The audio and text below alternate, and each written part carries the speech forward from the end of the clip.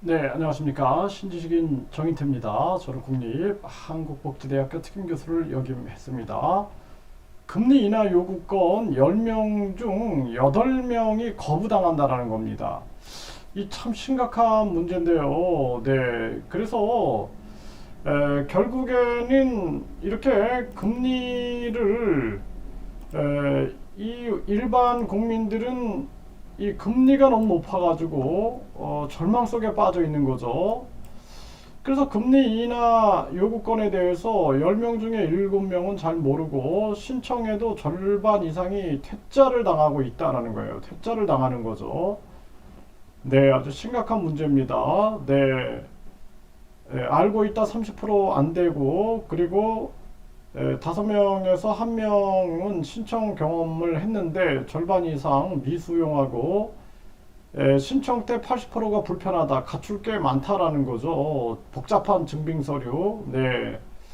그리고 이게 유명무실하다라는 거예요. 유명무실. 10명 중에 8명이 거부당했다라는 겁니다. 이게 정말 나쁜 나라입니다. 이 나라가. 그리고 이렇게 예를 들어서 오늘 보면은 금리를 일본은 단기금리 마이너스 0.1, 장기금리 0%, 대규모 금융 완화를 유지하고 있어요. 일본은. 네. 그리고 이 금리로 돈줄 죄면서 RP로 6조를 푼다라는 거죠. 그래서 50조 플러스 알파를 푼다 그러잖아요. 네. 그러니까 얼마나 이게 모순된 겁니까? 통화정책 배치가 안 된다. 그러니까 이 사람이 완전히 국민들을 가지고 노는 겁니다, 지금. 네. 국민들은 금리를 쫙 올려가지고 숨도 못 쉬게 만들어 놓고, 그리고 또 50조 알파를 푼다 해가지고 완전히 이건 뭐 누가 봐도 엇박자를 내고 있는 거죠. 이게 심각한 문제가 아닐 수가 없습니다. 네. 이 머스크는 연준이 세계 경제 고려해서 오히려 금리를 인하해야 한다라고 목소리를 내고 있죠. 참 심각한 그러한 문제가 아닐 수가 없습니다. 그런데 또 신의 직장 금융 공기업들은 고금리 시대에 1%대 금리 대출 논란.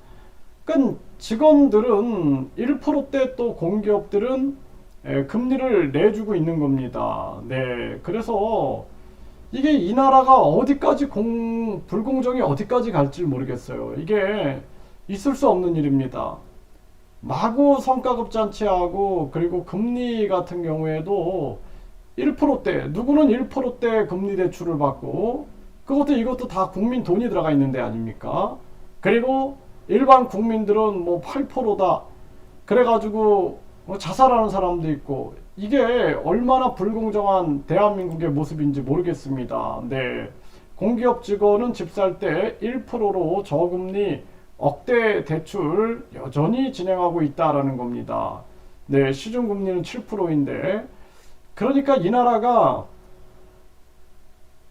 정말, 저는 이 나라를 도저히 이해할 수가 없어요.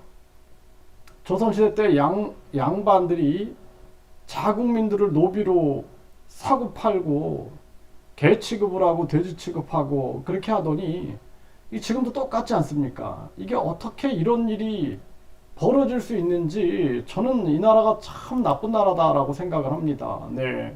서울시 산하 공기관 1%대 산에 특혜 대출을 하고 있다는 것입니다. 이게 얼마나 참 안타까운 일인지 알 수가 없습니다. 네, 이 또 곡소리 나는 고금리 시대에 한국도로공사 등 금리 1% 사내 대출 제도 운영, 이 공공기관이 이러고 있는 겁니다. 그래서 이 대한민국은 불공정의 극치를 달리고 있다.